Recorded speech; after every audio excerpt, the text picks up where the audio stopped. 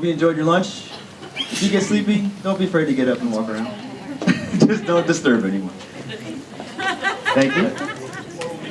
Is he saying that you're going to bore us? Is that what he's saying? I don't think it's possible. I don't think it's possible at all. But... Turn him on. It's lower than others. That's a bad people. I just want to know why all of a sudden we got everybody on this side. It's like, did somebody get sick over here or something? It's funny, everybody switched to this side or something. I think it's because I was like staring at people over here. Well, that usually sends them to the other side. The other side. Okay, let's just go over, I just want to review real quickly what we covered. The first part of this, we talked about belief in your business and yourself and your leadership, your mentor, the person you have upline from you. Organize, manage your time, manage your calendar, priorities and daily activities. Listen to the needs of your coaches. Listen to the real why. Listen to what really is being said. Then discipline, daily work ethic, daily focus, productivity versus activity, 10 things a day. Patience puts business in debt to you. Let me pick up on patience puts the business in debt to you. One of the things that in this business, I tell people you got to be patient. And they say, well, I'm not a patient person. But one of the things I learned in my business when I was building it is, if I was doing everything every day that I needed to do, then I could become patient. Because I knew that the business, at the end of the month, my goal was always building my business. And like I said, I worked all night as a cop, all day in construction, and then built my business 5 nights a week. So I didn't sleep a lot. But during that time, I realized that I did every day what I needed to do every day. And so 30 days into the month, I knew my check would be bigger, my business would be bigger. It owed me. It owed me because I did it. Right? Some of us get to the end of the month and we go, hey, I thought I would have made more money by now, or I thought my business would have been bigger. But if you go back and evaluate the 31 days of what you did, if it's a 31-day month, should your business owe you more money, and should your business owe you more people? Right? And most of the time, your business is in perfect relation to what you've been doing consistently. That's a key word, consistently. This is a business where you build it consistently. If you cycle and all of a sudden you work hard for a month and you take the next month off, then what you did that month, you see results from a month later, and then the next month it's flat again. It's a business. That's why my CD pack, I don't know how many of you have ordered it, and I encourage you to order it, not because it's mine, but because I think it has valuable 8 CDs of information. But I named it Performance for 90 Days of Excellence because what it is, I've always challenged P90X people, have you ever built your business for 90 days of excellence doing the same thing you did, push and play every day? And most people say no. Dallas Carter, who you all know Dallas is, he's been on a lot of the infomercials, and Dallas, he lost 180 pounds in Hawaii. But anyway, first time I sat down with him, he said, well, I just met him, he told me a story. He said, well, I lost 180 pounds in P90X, and I asked him a question, because we were talking about building this business. I said, have you ever built your business with the same intensity for 90 days? He goes, never. See, I think for some of us, if we learn to push play every day, because how many of you doing P90X felt like it every day? How many of you were sore the next day and said, no way I'm going to do this, and you did it? How many of you were maybe actually physically ill and you did it anyway because you made the commitment that you were going to finish it in that 90-day period? But for a lot of us, we've never built our business with that same kind of intensity. A guy asked me the other day, he said, how long will it take me to build a 6-figure income in Beachbody? I said, 90 days. He said, you're telling me at the end of 90 days I'll be making 6 figures? I said, no, at the end of 90 days you can have the foundation of a 6-figure income. If you consistently push play every day. And you do the productive things, not just the active things. Okay? Productive means doing the things that are going to grow your business, not just activities. Team calls are great, they're important to be on. They don't build your business, they build you, but they're not putting new people in your group. What puts new people in your group is the creative side of the business, which is what? That's showing the business to new people and finding new people and meeting new people, right? And now building our Beachbody Challenge teams, because that's going to put new people in front of your team, which will eventually get in your business. So that's the creative side. So that's what we need to be doing.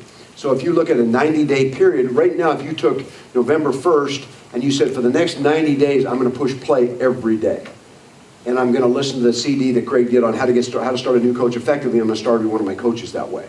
I'm going to listen to the one on how to do a follow-up, and I'm going to do a follow-up like that. And so if you take that information and you make it work every day for 90 days, trust me when I tell you, your business will be on an unbelievable growth period. Right? It will just be spiking this way. And so again, it's that intensity in doing it every single day. So when you do that, you have a right to have patience. You say, hey, I'm doing everything I can do. I just know it's going to be there. And you know what? It will be. But if you're not doing that, you won't have patience because you'll be frustrated all the time. Because you know you're not doing what you need to be doing, and so therefore you're not patient. You're impatient with yourself first and your business second. You know, sometimes we get so impatient with our coaches because they won't do what they're supposed to be doing, but yet we're not doing what we're supposed to be doing. And again, I think I said it in the first session we had, if you don't change pins every 90 days, you're not being an example to your group. Because they're watching you. They're looking at you. You know, it's like, I mean, how many of you taught your kids to ride a bike? Right? Okay, so you remember that, and I use that example in one of my CDs, but I remember my son, my oldest son, now he's 27, but I remember looking up at me with these blue eyes. He had this gorgeous little kid, and I think he was 5 years old. And he looks up at me, and I said, well, we're going to take your training wheels off now, and you're going to ride a two-wheeler. I think he was 4 years old, or maybe 5. And he looks up at me with these eyes, and he goes, do you think I can do it, Dad? See, he didn't believe he could ride the bike. He believed in me. So when he sat there and looked up at my eyes and said, Daddy, you think I can do this? I said, of course you can. Okay, Dad. Me. He's looking at the bike going, I'll fall over. I can't ride a bike. Okay, Dad. He believed in me. You know what your coaches are saying to you? Beachbody, I can't build this. They're not saying that in their mind. Nobody builds a business like my friends say it doesn't work. Nobody builds a business like nobody's successful in this. It's a pyramid. It's this, it's that. And they look up at you with these eyes and they say, you believe I can do it? You go, yeah. Okay. Right? It's you that they believe in. And when you understand that, it puts responsibility on you. But that's good. Because as leaders, that's what we want. You know, leaders, we want to be the impact person, right? We want to be the one up front. We want to be the one leading. So my son just looked up at me, you know, put him on the bike. And of course, when you don't grab him and just heave him down the street and say, good luck, ride. You know, which is like what some of us do with our coaches, unfortunately. The new ones, we just get started. Hey, good luck. They're crashing and burning. Instead of, what do? You run alongside, you hold their waist, they pedal a little, you let go. They're doing this, Dad, you grab them again. Pretty soon you go, and it may take 15 minutes, 20 minutes, a half hour, whatever. Now they're just riding, right, on their own. They look up, and you're not even around them. They're down the road. They don't come back for 18 years. So they need money, right? Then they show up again in your life. But anyway, so that's how we start coaches, you know. So that's a big part of it is believing in you. And again, it's responsible. That's a lot of responsibility. It is. And see, one of the things I learned in my business, and I want to pass on to you guys, is you're never going to make anybody successful in your business. So never take credit for someone else's success. But never take credit for their failure either. Because neither one belong to you. Neither one belong to you. No one can say, I failed in Beachbody because of my coach. Ever. Right? They might not have gotten the exact help they wanted. But you know what? When you have the DNA, you'll find a way. No matter what, you'll find a way. You'll find a way to learn it. Some of the stories I hear with coaches around the country, well, you look at the founders. You know, Derek was in the beginning. I mean, these guys had no Shakeology. They had videos. That was it. They had no system. There's no game plan. They had no way to do anything. And sometimes people say, well, they had an advantage because they were the first ones picked. Are you kidding me? What kind of advantage is that? They didn't know what they were doing. It's easier to build right now than it ever was for them. And it's like we've taken this freeway and we put a Lamborghini on it with no speed limit and get there as fast as you want. Before it was like you couldn't even find the road, right? And so it's kind of the groundbreakers, those guys that were the ones that trudged the thing in the beginning and got it to where it is today, where it's so simple. It's a simple business. It's a system business. If you become good at teaching it and befriend people, you'll grow a big business. So nobody can ever blame you for failure. But also, when someone succeeds, they can say, thank you so much for the help. You were a great part of my life. I get that, but you didn't make them successful. They chose to be, right? And I like that in the business because I don't want responsibility for either one, and neither do you. Although, your recognition for helping would be kind of cool. It sounds good, feels good. But wait till they blame me for failing. That doesn't feel as good. It's a little different, okay? But so you can have patience as long as you're engaging with your coaches and working at a level with them where you create that strong relationship. That one where you know that no matter what, when the dust settles, they're there. And what gives them that is the time with you, on the phone. And not just sending emails, not just sending texts, but literally, one of the things I'm working with some of the coaches I've been mentoring is, they're working down their business. You can't just personally sponsor someone and that's all you work with. You have to get underneath them. Find out the coaches that want it underneath them. Find out who else wants to build a business and make yourself available to them. You kind of water this business. If you want to grow, see, it's like I raised roses for a long time. I love roses. And if you want beautiful blossoms in the spring, you dig out the roots and you water at the deepest level of the rose. And you feed at the deepest level. And when spring comes, you have the greatest blossom. You don't throw feed on the top of the bush. You don't spray the top of the bush. Okay, you dig out, you go to the deepest roots, and you deep water, and the blossoms come. In our business, we need to be down in our business, finding out who wants it, and feeding at the deepest level. And building those relationships and watering at the deepest level, instead of always living at the top of our business. So sometimes I ask coaches, who's your personal sponsor? Oh, it's Joe. What are his coaches like? I don't know. Well, you know any of them? Not really. What is that about? And if you're sitting here today and your coach upline is willing to work with your downline, you better be fired up. Don't ever take that like, I don't want him in my group. I mean, are you crazy? I mean, I would love to have my upline go down and work with some of my key people downline, because those are people I don't have to work with as much. So don't ever balk at that. You should warrant that. Gosh, yeah, you want to help my people? Call them up. Here's their number. Get involved with them. That's awesome, right? Help grow my group. So we have to water at the deepest level as we build the business and build relationships. Okay, next point, no. No to distracting people. Leadership is not only saying yes, it's saying no. Leaders think all leaders just say yes. We're yes people. We'll do it. Yeah, you need somebody to do it? I'll do it. You need to learn to say no. Okay, it's no to distracting people and no to distractions. If you've already made a decision in the business when you're going to be a diamond, then things that come up between now and then that are additives to your life, there's not a decision that you don't have to think about it. You say no because you've already made the decision of what you need to do. It's not emotional. It's not a decision I have to think about. And those of us that are leaders, we get asked all the time, can you teach us Bible study? Can you do this men's group? Can you do this? Can you do that? And those things were all great. Those are things I always wanted to do, but I couldn't afford to do them because I was broke. So I didn't. But when somebody asked me if I could do it, I didn't have to say, well, I'll go home and pray about it. I said, no, I can't. It was a no immediately, no emotion, because I know what the goal was that I had to do to get financially independent and get out of debt, so my family didn't have to live in debt. So it wasn't something I had to think about. So for some of you need to learn to say no to distractions.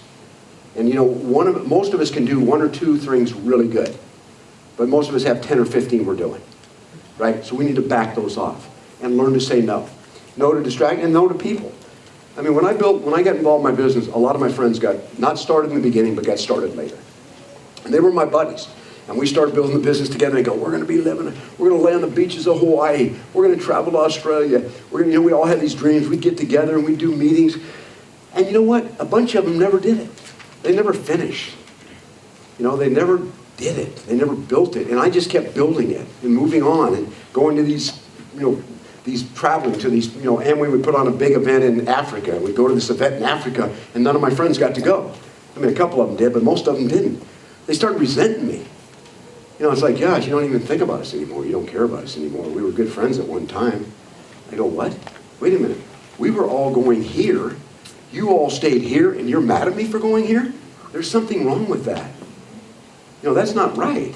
You were all supposed to go with me. But it's just human nature. So you have people that you're going to move away from in the business. But one of the things I learned about friendships, sometimes they're seasonal. And they work. You look back at the friends you had in high school, in college, you had different friends. And you had friends in college, and some of them you still see. But then when you got married and had family, you had family. It was a different group of friends. Now, were they all great? Yeah, for that time in high school, they were the perfect people. They were seasonal. But we mourn these losses of friendships, especially if we decide to do greater things with our lives and move forward, and we're not judging those people, but at the same time, we're not staying there either. And I gave them all the same opportunity to run with me and to do the things that we had done, right? And the ones that chose to did, and the ones that didn't. But I didn't sit and mourn it. I realized that was a seasonal friendship. And I'm okay with that. And some of you need to be okay with it. Because, so much of the time it forces us to try to explain our dream to people. Sometimes it bothers me, us as coaches, because sometimes we'll share our business with someone and then they'll go, what are you doing that for, And you start saying, well, you got to understand, and we try so hard to convince them about our dream. Well, I've just always wanted to do this. And we're trying to take non-DNA people and we're trying to explain our DNA to them. They don't get it. They do not get it. They don't understand. Why don't you just be happy with what you got? You got a good job. You got a roof over your head. Well, you know, that's not me. That's not DNA. That's not who I am. That's not who I'll ever be. And so, you know, quit taking your dream and trying to explain it to everybody. It's yours. God gave it to you, embedded it in your heart. It's yours to go after. You don't need the world to understand it. I guarantee you the most influential people in America, the world never understood them. They never understood them. You know, Martin Luther King, I got a dream. Everybody's going, are you kidding me, dude? You know what kind of journey this is going to be? It's my DNA. I got a dream. I got to finish it, right? I'm going after it, right? Never cared if anybody understood it. So the great people that have been influences, I believe, in America, especially, they're those kind of people. Well, some of you are those kind of people. Maybe not that level, but you are. And so quit trying to explain it to people. Quit trying to get everybody to buy in on your dream. Because it's not really important. It really isn't. Because you know what? You're going to do it anyway. And if they're going to run with you, great. And if they've been chosen to do that, that's awesome. If they haven't, that's okay. Just to tell you that, because I know some of you struggle with that. You know, family members, they just don't get it. Gosh, I just want them to be on Shakeology. I was asking so much, right? Can you just drink this product? Nope, really can't do that. Okay? You know, you got your aunt's 400 pounds. She's going, not for me. And you're going, okay. You know what I'm saying? He goes, it costs too much. I said, have you Christ a funeral lately? Not cheap, okay? But you know, seriously. But we're trying to convince non-DNA people to be DNA people. They're not going to be. They don't look at life the same. They don't look at the world the same. There's the right people and the wrong people. The right people see your business because it fits into the dream and the goal and the purpose of their life. The wrong people stay where they are. And they stay status quo. And they live their life that way. And that's okay. Accept it. Understand it. Our job is to go to find 8 to 10 DNAers. And when you do, they blow you up because they're just so awesome to hang out with. And they got great dreams. But quit trying to explain yours to people because it's not really necessary to do. Okay, stand for something. Point 1, are you making your mark? We talked a little bit about that earlier today. What are you right now in your life?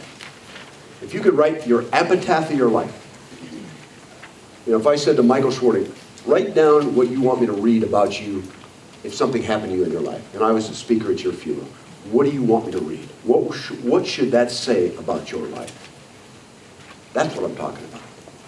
What do you want it to say? Not what it would say now, but what do you want it to say? What do you want someone to stand up there and speak about you and who you are and your character and your integrity and your life influence? What do you want that to say? I believe every one of us should write that. And then we live up to it and we become that.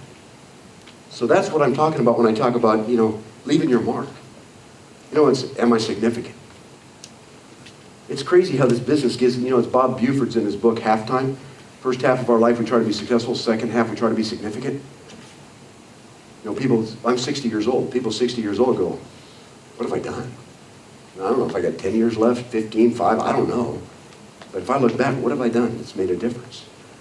You know, people that are 55, 60, 70, 75, 80-year-old people, they don't talk about money that much anymore. They talk about, what have I left? It's like the old man planting the little tree who's 90 years old, and the little boy goes, why are you planting it? You'll never see it grow. He goes, it's not for me. And I think that's our life, right? I mean, that's our lives. So when you think in terms of that, and you think about, you know, what's my mark? What am I doing? For a lot of you still aren't halftime. Okay? But you know what's great about our business? It's the only business I've ever seen, only business, where you can become significant and successful simultaneously. You want to make more money? Go be more significant. Want to break a diamond? Go be significant in one more person's life. You find 15 of them, and you have a large check in the big business. So go find one more person to be significant and leaving your mark. Draw a line. Quit watching success go on around you. Some of you in this room right here, you know you should be much further along in the business. But you know what? I don't really care. I'm standing here in Washington, D.C. It's 1:20 on this, what is today, November 3rd, 5th? On November 5th, and I'm telling you right now, I don't really care what you did yesterday. I don't really care. I don't care what you did last month. Some of you worked hard, some of you did great. But I sure as heck care about what you're going to do tomorrow. And every one of you get a free slate with me. And some of you need this, I'm going to give it to you. I give you permission to be great. I'm giving you permission to go out and do something unparalleled with your life. something that you almost never thought you could do. I'm giving you permission to do that, because some of us need that. Because you know what? There were people in our lives that never gave us permission. All they told you was, you're a loser. You're never going to be anything. My mom used to say to me, you know, don't even think about college. I don't care what grades you get. We come from a bad home. Nobody expects you to do anymore. Well, that pisses me off. I'm just being honest with you. I don't want people in my life that don't expect me to do more. And you don't want that with your kids. You don't want it with each other if you're married. You don't want it for yourself. Have expectations. Have big expectations. But you know what? I don't care. Today we're drawing the line. But you know, for some of us, it's time to get on the field and in the game. Because some of you in this audience right here, you go to Summit last year and you watch all the people go across stage. You watch a humanitarian award. You watch a leadership award. You watch Josh Spencer get the Coach of the Year award. And you know what? I don't know about you, but when I used to go to Amway events and those guys would be up there, I'd be happy for them, but only so happy. Because you ever find you can only get so happy about someone else's success? No, seriously. And I'm that kind of guy. I'm really going, you know, if I'm you in the audience, I'm going, you know, that's so good for Robert Hutchins. I'm just so happy for him. And God bless you, brother. Glad you're doing so great. What about me? Right? I'm sitting there like, well, I'm biting that fork in half. Like, what's wrong with me? Right? So, I mean, you look at these people and their success is great, but what about you? Because some of you, I hope you left Summit just mad. Because I hope you were there the year before and you set goals, and if you didn't reach them, I hope you left there mad and said, what am I doing? I need to be the influencer. Sarah and I were talking about this at lunch. You know, your story needs to be told. Whatever you went through in your life is purposeless unless you overcome it and share it. And I, sitting in an audience, don't need to go through much more, because I'm going to live in you. And I'm going to go through what you went through, and you had a victory, so I now believe I can. That gives purpose to my life. You know, as a young child, you know, my discipline was standing up against a wall, my father throwing rocks at me. I mean, big rocks, just brutalizing me with rocks. Okay, all of that, I'm sitting there as a young kid going, you know, crying, what is this about? And now I'm a 60-year-old man saying there was purpose in that for my life. You know why? Because when I share my story, some of you go, that's where I was. I've been there. I know what that feels like. I've had that abuse. I've had those people discouraging me. I've had that. And you know what, Craig? Maybe since you did it, I can do it. But if I didn't have that to share and overcoming and created that in the lives of the people I share with, then it was wasted. It was just nothing but pain. There was no purpose in it. And all of you, if we had you tell your stories right now, some of you have unbelievable stories of your lives and what you've done and where you've come from. And you know what? Until you can stand somewhere and share it with somebody and have victory over it, because you know I'm not there anymore, then it becomes nothing but pain and stays there.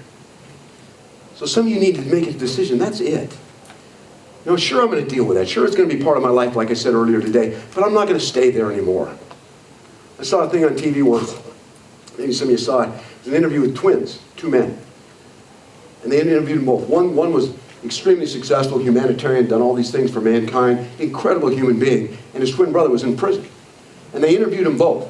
And they said to the one, the humanitarian, the very multi-millionaire, very successful man, why did you do what you did? He said, oh my God, my father deserted me as a child. My mother was an alcoholic. I was abused as a child. He said, I was done nothing but told I could never be anything in my life. What choice did I have? And they interviewed the guy in prison. You know what he said? My mother was an alcoholic. My father left us as a young child. I was abused as a child. What choice did I have? Same exact terminology coming out of two men. One said, because of this, I'm this. The other one said, because of this, I'm here. See, we all make those choices. We all make those choices in our lives when it talks about, because that's what makes you a leader. Like Kobe Bryant took a jersey, number 24 jersey, and wrote on it, be epic, and sent it to Michael Vick. And I just thought it was so profound. I read it in the LA Times, and he just said two words, be epic. And you know what he was saying to Michael Vick? I don't care what you did. You've overcome it. You went to prison. You've overcome this. You've done what you had to do. You paid the price. Now be epic. Live your life this way. Make a difference. I thought, how profound is that? Every one of you should need to write on a piece of paper, be epic, and put it on the dashboard of your car. Because that's the way we need to live our lives. And you all have the potential and the ability to do that. To be an impact player. Be the person that when the game's on the line, and there's 2 seconds left, and they're drawing up the chalkboard, that you're the one they're going to give the ball to. 9th inning, tying run on 3rd, you want to be up to bat. Because you want to be that impact person. Be that in your up lines, down line. Be that person in this group. Be the person that's having the strongest influence. Okay, last part I'm going to talk about this, then I'm going to jump to the next thing we're going to talk about. But I want to talk about your story. Okay, one of the things, we all have a story, right? We all need to learn to tell our story. And I want to talk a few minutes about that. There's a book called Tell to Win. And I want you all to write this down. I really want you all to read it. If you're readers at all, Tell to T-O Win, W-I-N. It's by Peter, last name G-U-B-E-R, Goober. And it's a book about how to tell your story. About how powerful stories are to change lives. But most of us in Beachbody, we get in and we tell stories of our lives, but we just kind of start, we say, well, I was kind of overweight, and I had all this weight on, I lost 100 pounds, and now, nobody gets, it's like I was talking to Sarah, and I said, if you tell me you were 100 pounds overweight, sitting on a couch, when you saw Beachbody, my question is, how did you get there? That's your story. It's not just and if I'm in an audience or if I'm watching a video on YouTube or whatever you want to post, I want to know how you got there. That's your story. Because people don't just end up 100 pounds overweight sitting on a couch. There's pain and depression and things happen in their lives and struggle gets them to that point. I want to know that even when you've lost 100 pounds, you still see yourself 100 pounds fatter. We don't lose that in our minds. Tommy Migrant was sitting in a meeting I did in Atlanta, and I asked Tommy, I said, Tommy, let me ask you a question. You all know Tommy Migrant, most of you was on the video here. He's lost a ton of weight. You saw his before and afters. Incredible shape. Just a coach, go-getter kind of guy. I sit there and go, Tommy, let me ask you a question. Every day you look in the mirror, what do you see? He goes, I see a fat guy. Because as much weight as he's lost, here he still sees himself as fat. Because he has to overcome all the stuff that got him to where he was. Right? We don't just get over those things. I always say, if people are overweight, it's not what they're eating, it's what's eating them. And that's a journey people get on. So when we tell our stories, we've got to let people into the story. And I don't mean you have to sit there and bury your soul, but I want to know why you got there. Because that, if I'm sitting in the audience, that's what's going to touch me. This book talks a lot about that. It says, stories take realities and through emotional transportation, leverage them into a much larger truth than facts alone can give. People say to you, tell me about Beachbody. Tell me about your Beachbody story. You know what we do? We bombard them with facts. Oh, it's this, and I use this Shakeology, and P90X is unbelievable, and we start beating them over the head, and we give them statistics, and we tell them our mission statement. That's not what they're asking you. What's your story? You have a story. What is it? Is it that someone came into your life and believed in you for the first time? Tell me the story that touches me emotionally. Tell me the story. It's like if somebody says to you, oh, I'm sad. Don't just tell me you're sad. Tell me a story that represents you being sad. That'll touch me. Especially if you're like I said, if you guys that do YouTube or you do videos for Facebook to tell your stories, or whether you're asked to by Beachbody or a briefing, and Hallie says, come on up and tell your story for a few minutes. You got to touch me. The formula for a story is feeling. You got to give them something to feel, give them knowledge, and give them a takeaway. That's what we need to do when we tell our stories. All of us need to develop our stories. What is the story of your life? What's one that's going to make me go, whoa?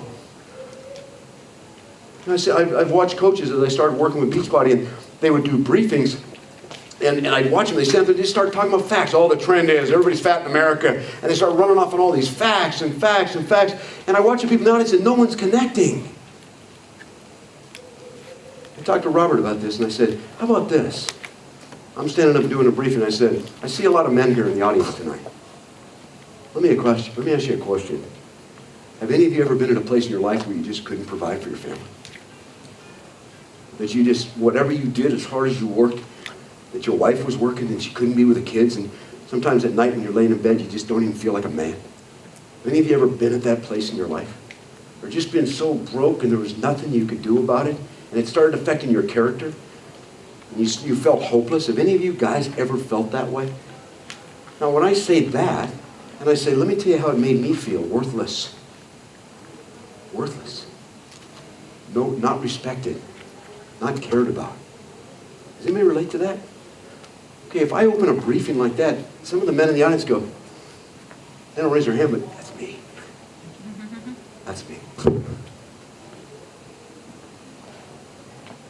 You know, if you ladies ever just had to go to work every day and drop your kids off at a baby care thing and go, what am I doing? I had this baby 6 months ago and now I'm dropping them off for an 8-hour period because I got to go to work. What does that feel like? See, that's, again, telling a story or creating emotion so that you can share your story with them. Let me show you what I found. Tell you how many coaches I have right now that aren't home with their kids because of this crazy business. So it's learning to tell a story with emotion. We are wired toward emotional overcoming much more than facts and figures. When people ask you about your business, get rid of the facts and figures. No one cares about how the compensation plan works. I'm sorry. They may tell you they do, and eventually you can tell them how it works. That's not what they're looking for. They don't care that there's a Ikapaka root in the Shakeology. I don't even know if there is, but there's some. I figured if I pulled a name, it has to be in there. Everything else is, right? No, but do they really care about the Ikapaka root that's in there, or the kangaroo root, the kangaroo dung, whatever's in there, or whatever's in there? Do they really care? Sort of, but not really. What do they care is what has it done for your life? What's been the difference for you? What about my life is similar to your life, and it's made a difference for you, so it'll make a difference for me? That's our story. You know, when I'm prospecting someone for Beachbody, it's like, we go to P90X and it's like, oh yeah, you tried P90X, it's so unbelievable. Yeah, it makes you strong, look at these muscles. Yeah, we're doing great. I gotta go to the bathroom. You know, and we're doing all this P90X stuff, right? And yet, we're not connecting with them. We're not connecting. Say, I see you're working here. Do you work full time? Yeah, you have another job too? Wow, that must be tough on your family. It is. I never get to see my kids. Really? What's that feel like? As a man. Doesn't feel good. Love to be coaching my kids, can't do it. You know what? We need to get together and talk. Because, man, when you told me that, that hurt me. I'd love to spend some time showing you some ways we could create some options. Something like that. But, I mean, we got to get back to where it touches the heart and not just the mind. Okay? Point 3, turns me into we. When I'm talking to you, me has to become we. Nobody wants to hear your story. Yeah, well, I got a Beachbody. I lost all this weight, man. I'm making so much money right now. I'm crushing it. I'll be retired in the next 6 months. I've done this. I've done that. I'm going to be a 15-star dime. That's not me to we. Me to we is, let me tell you how I felt when I got in, and let me tell you how much it hurt, and let me tell you what I've been able to overcome. That's me to we. If we don't create me to we don't connect when we show this business to people. We don't connect when we do exposures. We don't connect when we're in front of an audience doing a briefing. We don't connect at a home party. We don't connect on our team Beachbody challenges until me becomes we. I know how you feel. I felt the same way. Let me show you what I found. Sometimes it's not even the words, it's listening. Like I talked about earlier. C.S. Lewis tells the story of his wife died.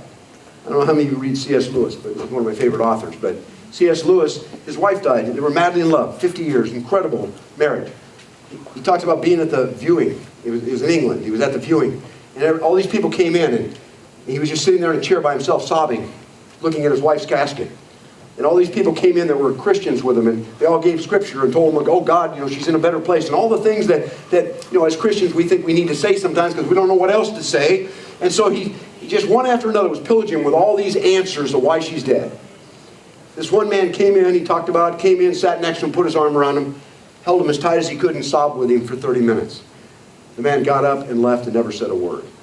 And C.S. Lewis in this story says, I will never remember one thing any of those human beings said, but I'll never forget that man for the rest of my life. That's all we are sometimes, you guys. It's just that person. You know what? We showed up. We showed up. If you keep showing up in Beachbody, you're going to have a big business. If you just keep showing up. Day after day after day. When me becomes we. When they understand it's not all the words. It's not telling them all the answers to every question. It's being there and being different. And letting them hear your story and then learning theirs. Lead from the heart, not the head. Lead from the heart, not the head. Everybody relates to the heart. Most of the people, the factual things, they're okay, they're information, but they're not going to touch them. They're not going to move them in the direction as a coach that you want to move. Boredom occurs when you fail to make the other person interesting. Isn't that interesting?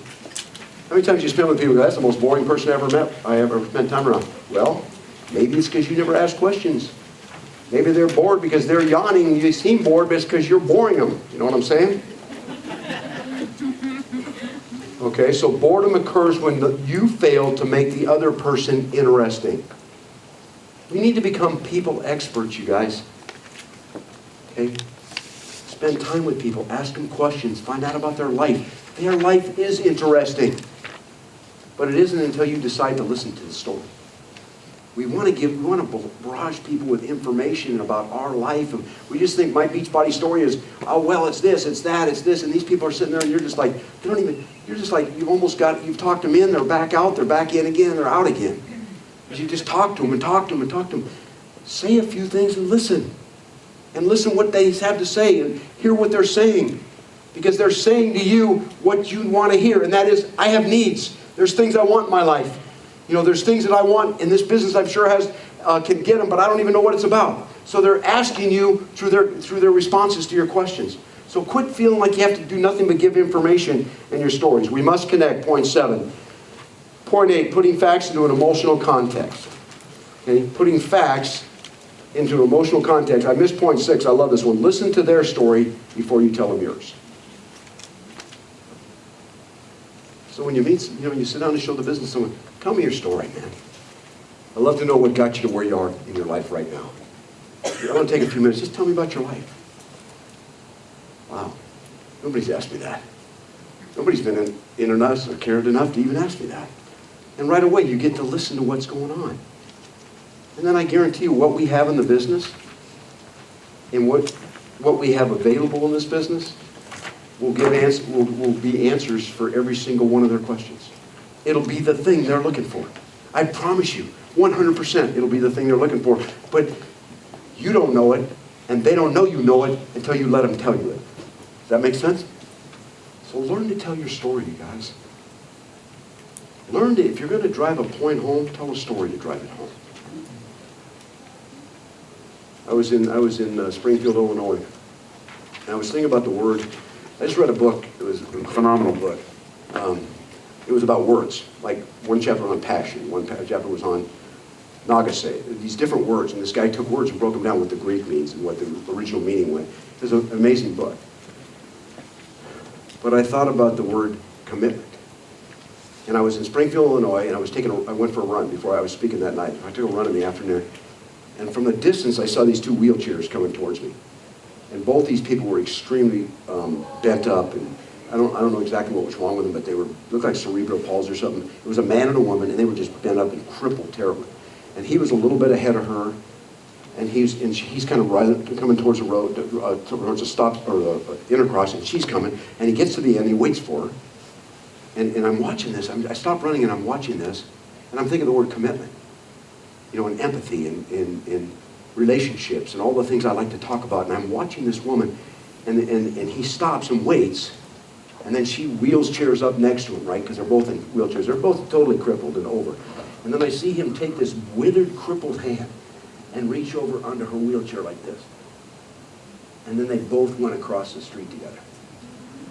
And he just held on to it. It was the hardest thing for him. And I'm sitting there like crying, watching this going, commitment, passion, relationships. And I'm thinking in this hand, it took him forever to get it up, and she waited, and he put it on her chair. Like he could do anything to protect her. Like if a car was, he couldn't do anything. But it was okay, he needed to do that, to let her know. And he put it there and he just held it, and they went across the street together, and then he got it back in his chair, and they went on. I said, thank you, God, for that experience. Because those life lessons so you take words nothing but the stories make the words. And that's what our lives are made up of. So when someone asks you, why are you in Beachbody? Tell them your story. Your real story. And you know what, when you do, they're going to want to be in business with you. They want to be honest with you. They want to be in a relationship with you.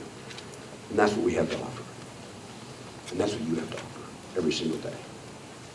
Let's look at 10 points of leadership. Some of you have heard my CD I did on this, but I want to go through this and talk about it. Because again, we are talking about leadership. And I know all of us in here, I said it earlier today when I started. I said, the better leader you become, the bigger your business gets. So that's my goal, is to help you grow as leaders. Leaders must create trust. Okay? Point number one, a leader does more than anyone else in their group or in their company. I call them guide and show leaders. We talked a little bit about that today. By example, I outworked everybody in my business because I knew if I was going to lead my group and lead my leaders, I needed to work harder than them. Okay? So I outworked all the people in my group. I wanted to take responsibility I wanted to be the point man of my business. I wanted to be the one that was out front.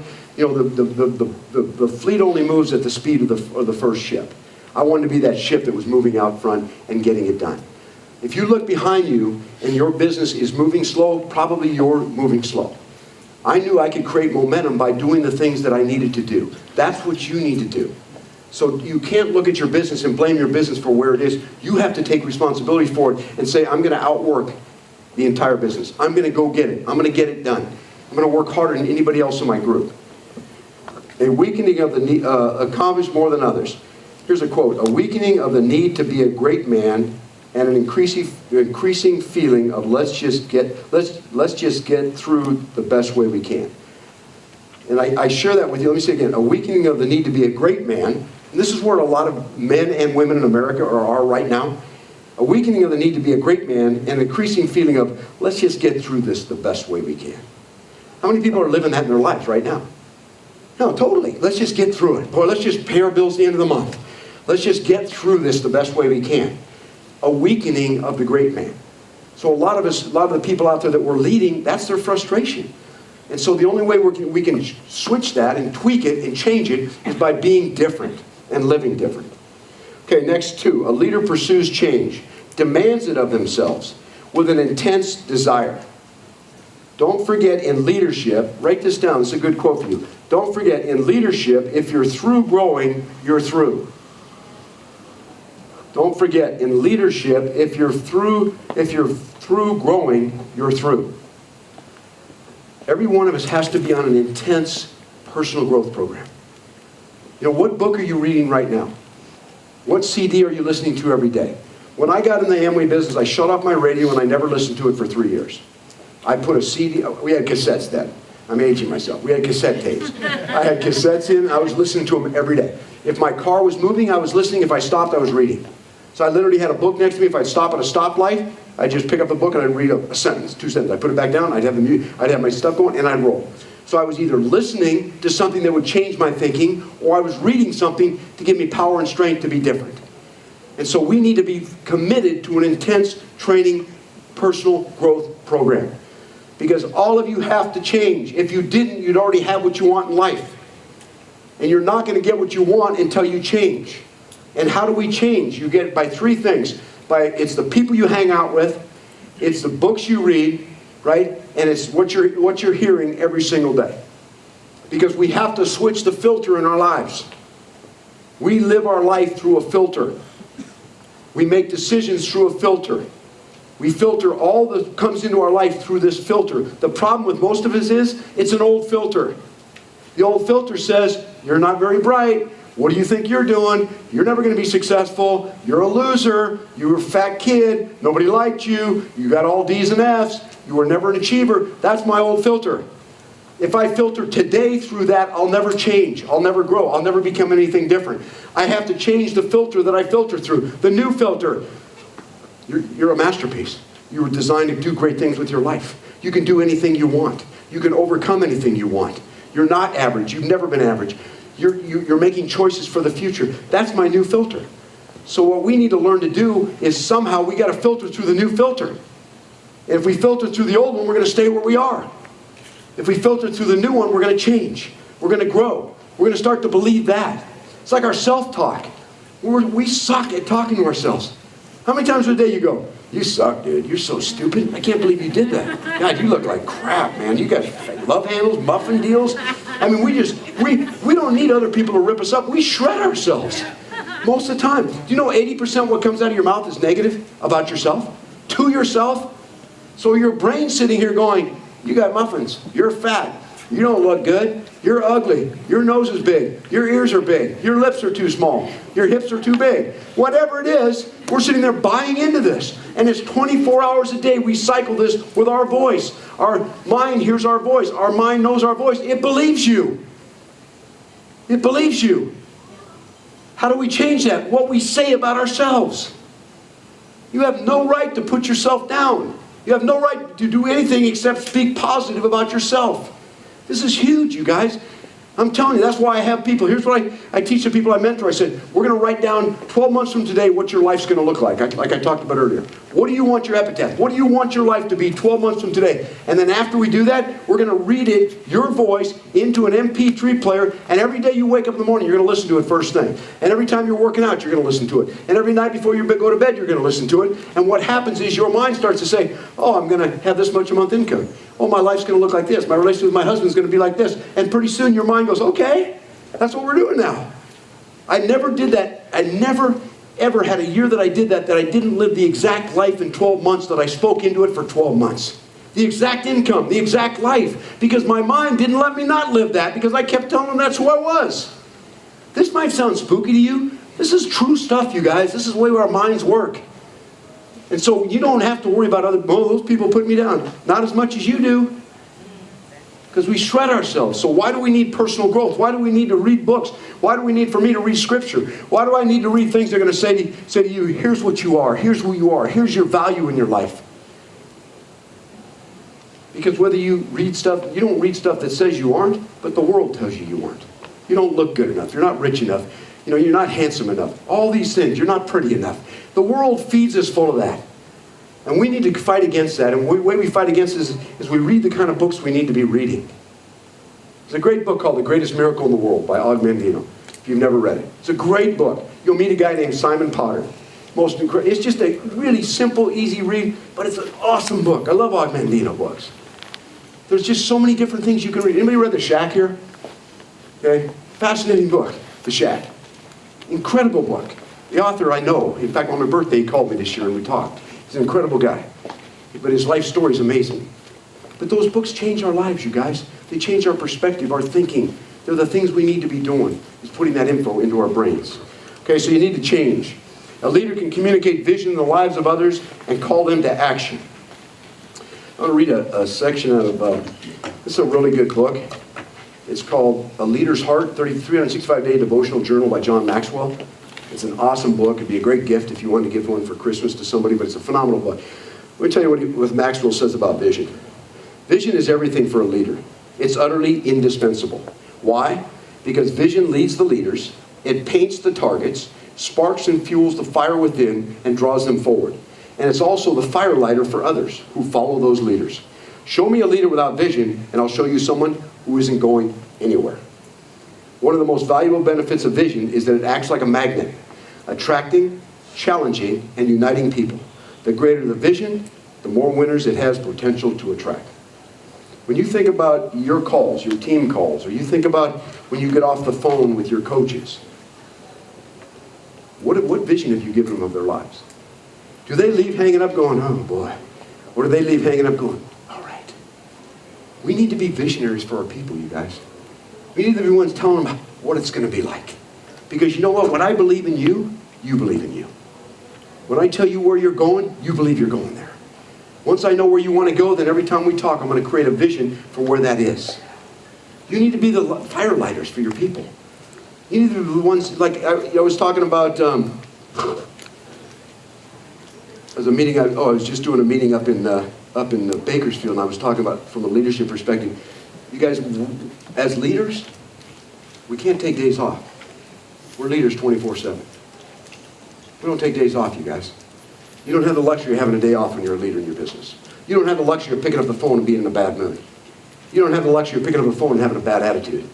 That doesn't belong to you. You don't have that anymore because you're a leader. I don't care what kind of day you had. If I call you and I'm in your downline, you're fired up and you're creating a vision for my life and where I can go. Right? You don't have a right to be down. Because that's what you've been called to. And that's why eventually you make so much money for being that. And you have a whole life change. But you know what? You don't have a choice. You have to be willing to be the visionary. You have to create that path for people. It's taking them to the lake. They don't know how to get there. You need to, instead of being a travel agent, you need to be a tour guide. Travel agents say, here's where you go to Italy, it's great, beautiful, get to the hotel, it'll be nice. Tour guides show up when you're there and they take you everywhere. That's what you need to do as a coach, as a leader. Without vision, there's nothing. Even Scripture says without vision, man will perish. So what kind of visionaries are you for your people? After they're on the phone with you, do they know where they're going, how they're going to get there? And are they excited about going with you? If they're not, you need some work to do. Because that's your job when you're on the phone with them, when you're in front of them. Is that they just leave and go, I can't wait to get going. It doesn't matter what I did in the past, I'm going forward. So be that visionary for your people. Next point, point number 4.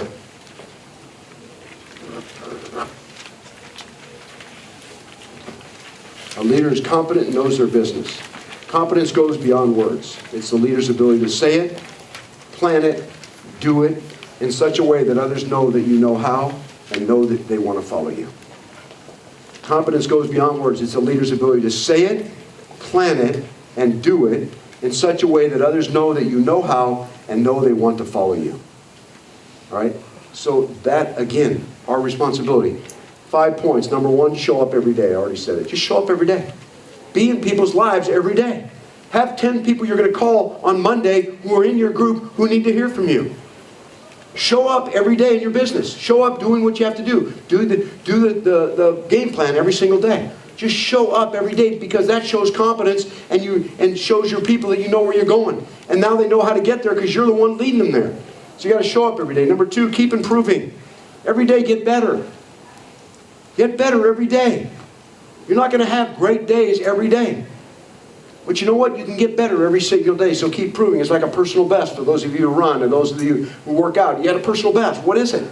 Have a personal best every day. Follow through with excellence. Point 3, follow through with excellence. Excellence. I love that word. In your marriage, is it excellence? In your relationship with your children, is it excellence? In your Beachbody business, is it excellence? In your workout, is it excellence? See you, Cameron. All right, bro. In your personal life, is it excellence? Do you demand that of yourself? Do you expect that of yourself in every part of your life? If it's not there, then get it. Work on it. Find out where the things need to be tweaked and go after it. And choose that in every area. Excellence. Inspire others. Be the inspiration, you guys. Be the one saying, okay, I'll be the inspiration. And number 5, accomplish more than expected. Accomplish more than expected.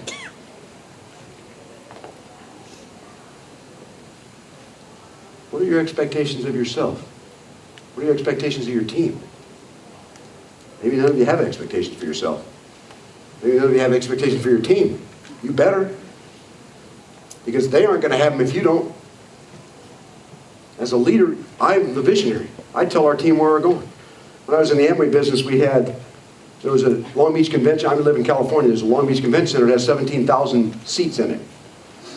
And I took my 7 top leaders and we went over to I took them one day because a friend of mine was a security guard there, and I took them in the stadium and I put them on the stage, and I put 7 chairs on the stage and I had them facing the audience. There was nobody in there. 17,000 empty seats.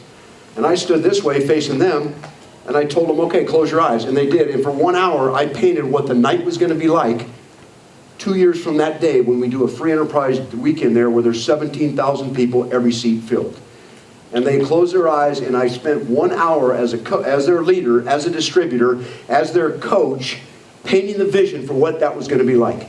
What we were going to look like, what clothes we were going to be wearing, the tuxedos we were going to have on, the gowns their wives would be wearing, the Rocky theme playing, the confetti coming from the ceiling, the balloons flying up into the ceiling of the stadium as we introduced the diamonds on stage to represent the leadership of that company. And they sat there, and man, pretty soon tears just started running down their eyes. But I painted, they saw that. It was real to them. It was as real as if it was happening right then. 24 months later, on a Friday night, we put 17,000 people in that stadium. That's a group of 7 right there. 17,000 people filled that stadium. And we stood backstage, and you know what it was? Deja vu. We'd already been there. It wasn't even, it was great, but we'd done it. We knew it. We heard it every day. What we did was we recorded that while I was saying it, and they listened to it every single day.